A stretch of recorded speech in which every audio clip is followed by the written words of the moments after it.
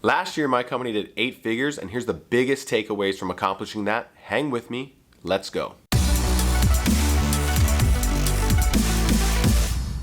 Hey, what's up? It's Keala here, and this is a special YouTube video because right now I'm in Hawaii. So I'm coming at you from my vacation here in Hawaii. I come out here about every year for about a month, and I do some reflecting on the previous year and what I want to accomplish in the year going forward. And so today I'm going to be sharing with you some of that reflection. This one is especially good because I'm flying my entire staff out here in a few days, and they'll be out here for 6 days. I'm treating them to a tropical, New Year celebration because they've earned it. They've been awesome, and I'll talk a little bit about that here as we go forward. So I'm going to be sharing with you some of our biggest takeaways. Now, last year was not my first 8-figure year. In fact, we've had several 8-figure years. So I'm going to be sharing with you the biggest things that have helped create that. Also share some of the things that we did well, some of the things that we did not do so well, and hopefully save you from having to learn some of the lessons that I've already learned on your behalf. So with that said, let's go ahead and dive in. All right, lesson number 1 is far is better than fast. What do I mean by that? Well, when I launched the business, I was really focused on fast growth, right? I wanted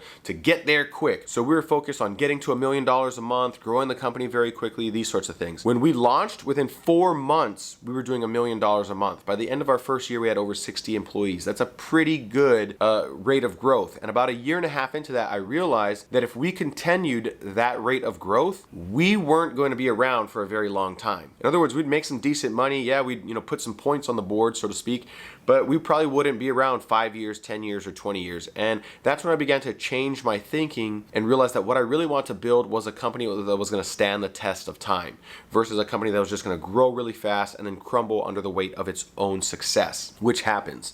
So some of the things that we did as a result of that, when we were focused on fast, everything was paid advertising strategy. So all of our growth strategy was 100% paid advertising to acquire customers. We had no organic. And obviously that means that if we had ad accounts that went down or problems with funnels or different platforms that we were advertising on, we had nothing outside of that to stabilize the business. So some months would be really hard on us financially if we had an ad account that got banned or whatever the issue might be, or different change, or whenever the platforms updated their algorithms and we were having a hard time acquiring customers and adapting to those changes.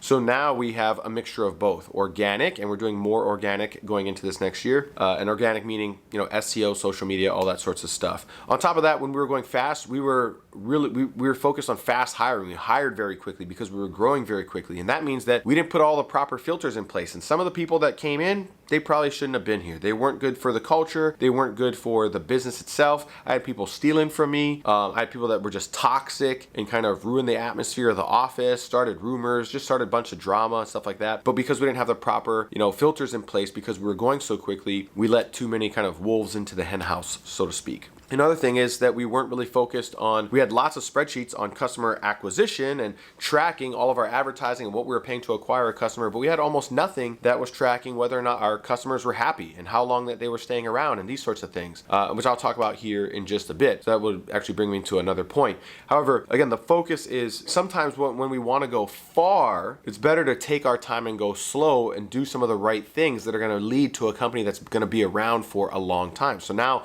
one of our values that we've adopted as a result of this is that slow is smooth, smooth is fast. So I'd rather get there smoothly than get there quickly. All right, number 2 is retention is greater than acquisition. And what I mean by that is specifically in terms of customer retention and customer acquisition. So again, as I was saying earlier, we were really focused on acquiring customers, but we weren't really tracking how happy they were, how long they were sticking around, these sorts of things. Now we've obviously changed that since then, but in the world of business, especially online business, there's lots of masterminds, there's lots of courses, there's lots of groups that you can join and podcasts that you can listen to that are all about customer acquisition, marketing and selling and acquiring customers and all these things. And everybody wants to talk about that because it sounds kind of sexy, right? It's where all the revenue is generated, which revenue is basically just entrepreneur porn. And it doesn't really mean much, truth be told, especially for a lot of businesses out there. But there's not a whole lot of conversation around retaining customers, keeping customers happy, keeping them around for a long time.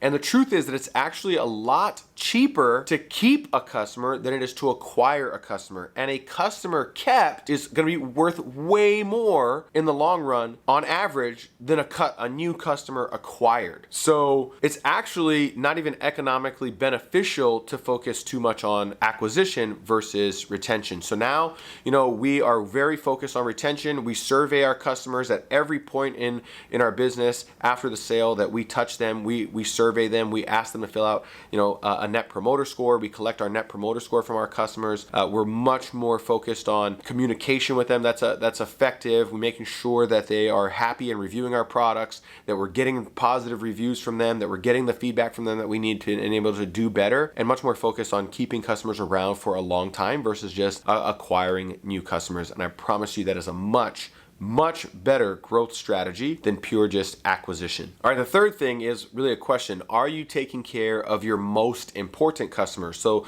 this goes back to a conversation I had with my team a couple of years ago, and I said, guys, I think that we actually have 5 different types of customers and we're not really serving all of them.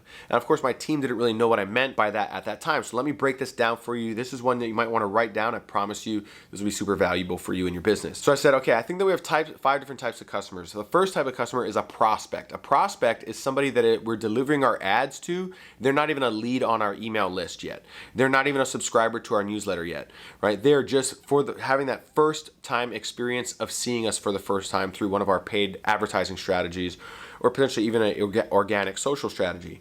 And I said, so if we want to, impress a prospect, right? Because think about this, people buy from us because they think that we're gonna make their life better. The best way to prove that to them is to make their life better right now.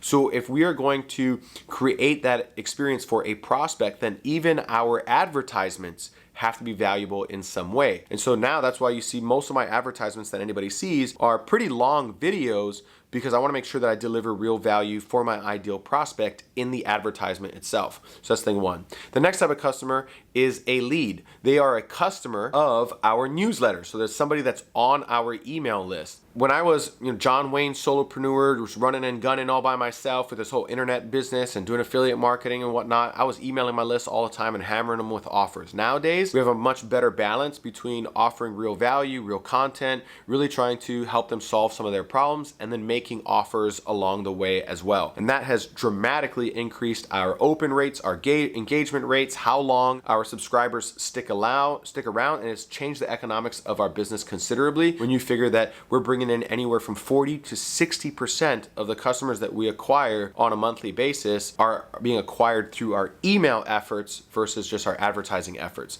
So that's definitely something that's changed our business considerably. So the next type of customer is your customer, the people that actually buy from you. So not too much to be said about there. You already know what those customers are. The next type of customer we have is an affiliate. These are customers of our affiliate program. They are referring us customers and getting paid commissions to do so. Are we giving them all of the tools, all the training, all the necessary material to help them succeed, and making sure that we have a compensation plan in place for them that is beneficial and profitable so that they'll continue to send us business? That's our 4th type of customer. And then our 5th type of customer, which is what I believe is the most important customer, is actually our team members. So I believe that our team members are customers of our culture and our opportunity. So, a lot of businesses treat their staff like their staff is there to serve the business. No, the business is there to serve your staff. Everybody in life is just trying to fill their values. I talk about this a lot on my channel, right? Everybody in life is just trying to fill their values. They're just trying to fill the things in life that they find fulfilling for themselves. They are not going to be more loyal to the business than they are to that. Nobody, no human being on earth is going to be more loyal to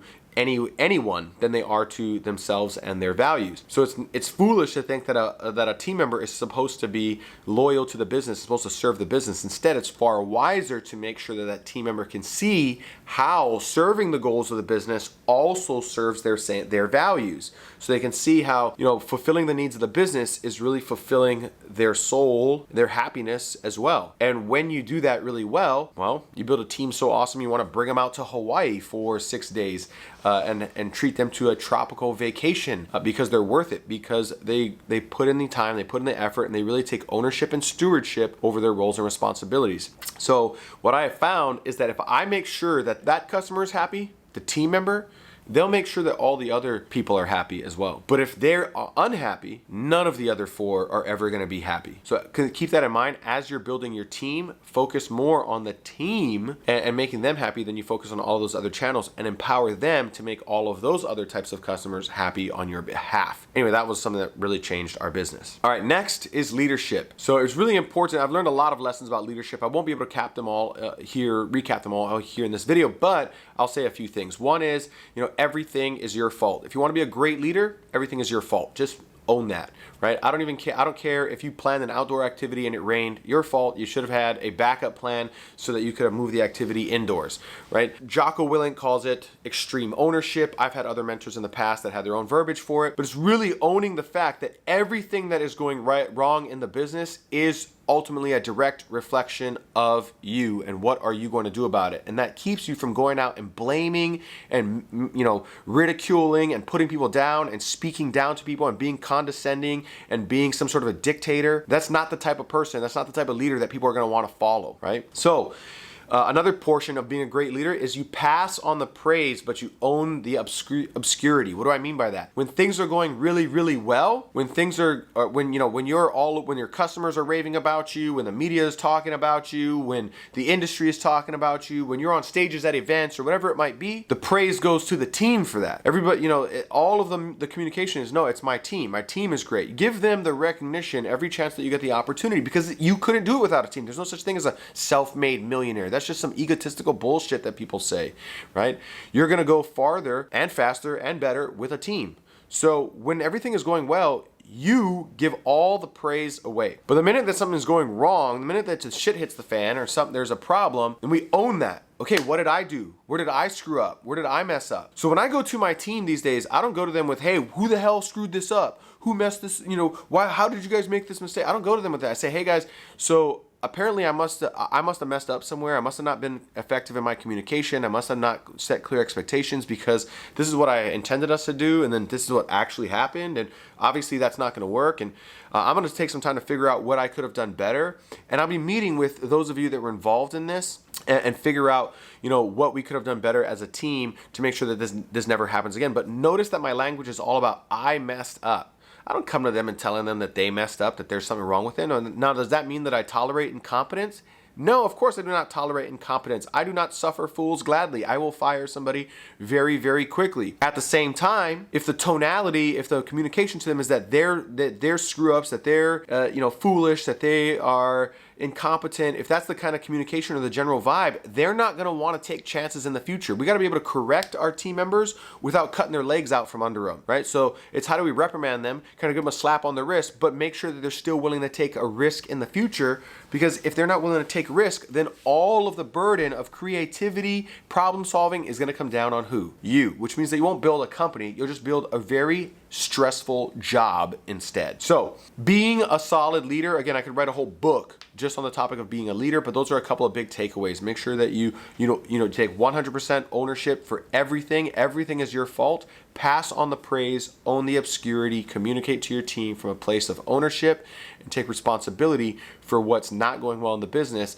And that's the only way that you're really going to change it. All right, and lastly, focus on the company versus the product. What do I mean by that? Well, most of us as entrepreneurs, we found something that we really love. We found something that we were passionate about, something that was meaningful to us, and we thought to ourselves, well, this would be great. Let me turn that into a business so I can get paid to do this thing that I love. And then here's how that works. You never actually do the thing that you love again if your business is actually successful, right? So first, and when we have a business, we create a great product. If we create a great product that is meaningful and matches what the marketplace wants, then we will begin to be able to create a business that fulfills on the promise of that product, because otherwise we'll be capped. And if we create a business and the business starts doing well, then the third phase is you build the people who build the business, who build the product. So this has been a hard transition for me, because my product originally started out as all of my intellectual property. It was me teaching how I had made my first $1,000,000-something as an affiliate marketer. So it was me teaching all of my advertising strategies, copywriting strategies, all these sorts of things. And now, as the business has continued to grow, I've had to be more and more and more removed from the product, even though it's initially introduced as my intellectual property. And my team has been great at going out and finding us other trainers, finding us other coaches and mentors that we can add into the community that are filling some of the gaps. And they're going out and telling me what the clients actually need in their courses and in their mentorship and training that's going to help them get their result. And I've been more and more removed, but I'm more focused as a result on the thing that moves the business the most, which is the people that build the business. So now I'm much more focused on investing in them, investing in their happiness, investing in creating a great culture for them, investing in making sure that I have good opportunities for them, investing in their personal development, their professional development, sending them to courses and masterminds and events and these sorts of things, because now it's time to build the people that build the business, that build the product, which builds the success. So it's obviously an evolution. Depending on where you're at in that evolutionary ladder will depend on what you begin focusing on. But the sooner that you can begin thinking about taking care of your people and realizing that your people are the greatest asset in your business, until you begin thinking about that, you will be struggling to build a business because everything will be lynched on you. Instead, build great people, they'll build a business and the business will be lynched on them, and there can obviously be many more of them than there are of you. I hope that you found this valuable. These are my 5 biggest takeaways over the last several years doing 8 figures. Hopefully you get some value out of that you can apply. Go ahead and subscribe, turn on that bell notifications, right? Make sure that you join the Bell Squad and get notified every time I drop more content like this. I look forward to seeing you in a future video, my friend. There will be some that are linked to around here somewhere. I hope that this adds value to your life, and I will see you in the future. Take care.